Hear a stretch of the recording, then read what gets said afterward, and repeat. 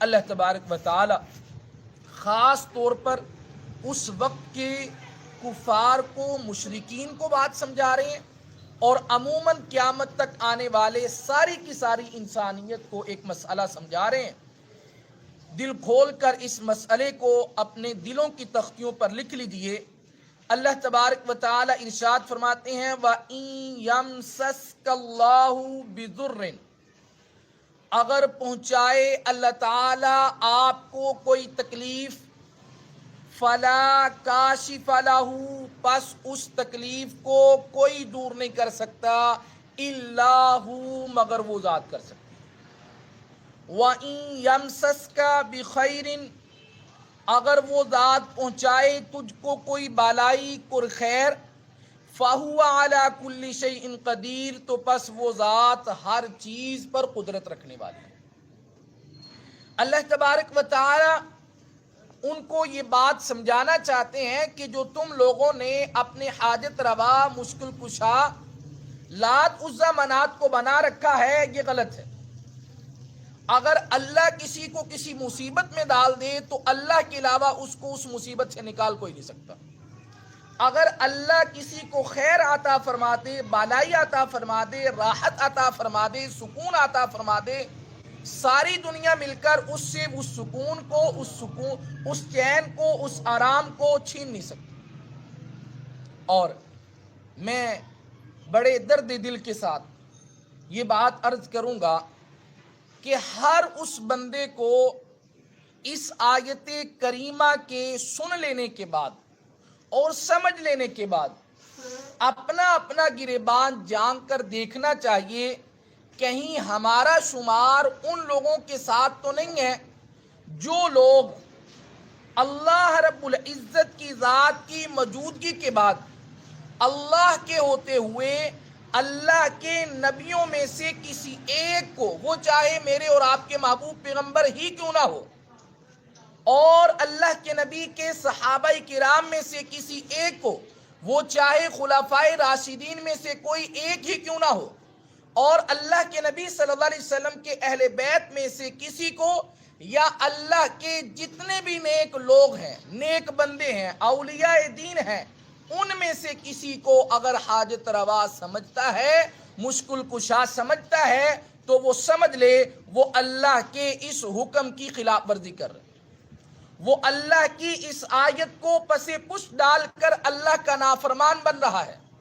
اور اگر اس آیت کو سننے کے بعد، پڑھنے کے بعد، سمجھنے کے بعد بھی وہ اگر کسی کو حاجت روا مانتا ہے، مشکل کشا مانتا ہے، تو اس کو اپنے ایمان کی خیر کرنی چاہیے، کہیں ایسا نہ ہو اللہ اس کی وجہ سے اس سے اپنی ایمان کی نعمت کو کیا کر لیں، چھین لیں۔ اللہ اکبر۔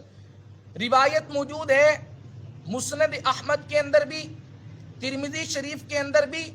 اور بھی دیگر احادیث کی کتب کے اندر یہ روایت موجود ہے۔ حضرت عبداللہ ابن عباس رضی اللہ تعالیٰ عنہ وہ راوی ہیں، کہتے ہیں کہ میں چھوٹا سا تھا، حضور صلی اللہ علیہ وسلم گدھے کے اوپر سوار تھے، حضور نے قریب ہی جانا تھا، تو حضور صلی اللہ علیہ وسلم نے مجھے اپنی سواری پر بٹھایا اور بٹھا کر فرمانے لگے، اے بچے، اے میرے برخوردار، اے لڑکے، اللہ کے حقوق کی حفاظت کرنا، اگر تو اللہ کے حقوق کی حفاظت کرے گا تو اللہ تیری حفاظت کرے گا، اگر تو اللہ کے حقوق کی حفاظت کرے گا تو اللہ تیری حفاظت کرے گا۔ تو حضرت عبداللہ ابن عباس فرماتے ہیں کہ رسول اللہ صلی اللہ علیہ وسلم نے دوسری بات ارشاد فرمائی کہ اے بچے، اے لڑکے، اگر اللہ تبارک و تعالی نے تیری قسمت کے اندر کوئی دکھ لکھا ہوا ہے، کوئی تکلیف لکھی ہوئی ہے، کوئی پریشانی لکھی ہوئی ہے، کوئی آزمائش لکھی ہوئی ہے، میرے محبوب نے فرمایا ساری مخلوق مل کر تجھ سے اس تکلیف کو، اس دکھ کو، اس پریشانی کو دور نہیں کر سکتی جب تک کہ اللہ نہ چاہے۔ میرے محبوب نے فرمایا اے لڑکے، اگر اللہ نے تیری قسمت کے اندر راحت لکھی ہوئی ہے، آرام لکھا ہوا ہے، سکھ چین اطمینان لکھا ہوا ہے، ساری مخلوق مل کر تجھ سے وہ راحت، تجھ سے وہ آرام، تجھ سے وہ سکھ چین چھیننا چاہے، نہیں چھین سکتے جب تک کہ اللہ نہ چاہے۔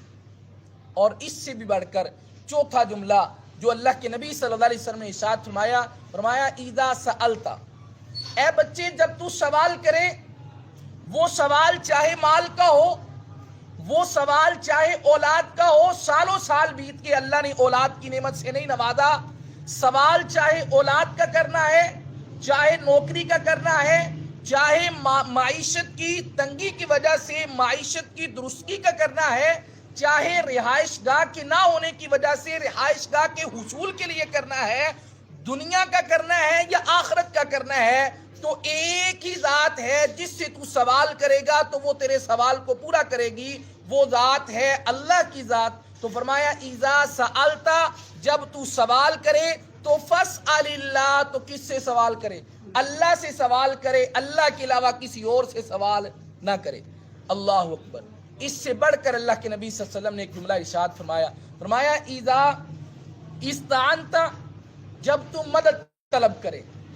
تیری زندگی کے کسی بھی لمحے میں، تو بچہ ہے، تو جوان ہے، تو بوڑھا ہو چکا ہے،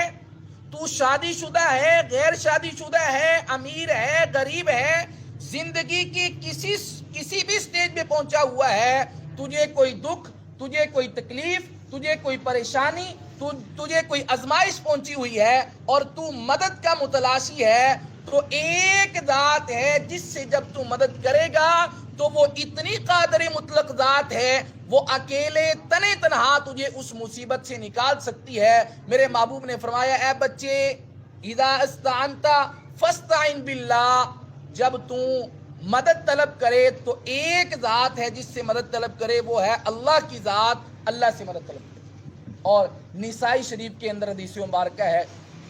اللہ اکبر، اللہ کے نبی صلی اللہ علیہ وسلم نے ارشاد فرمایا کہ جو بندہ اللہ سے نہیں سوال کرتا، اللہ سے نہیں مانگتا، اللہ اپنے ایسے بندے سے ناراض ہو جاتا،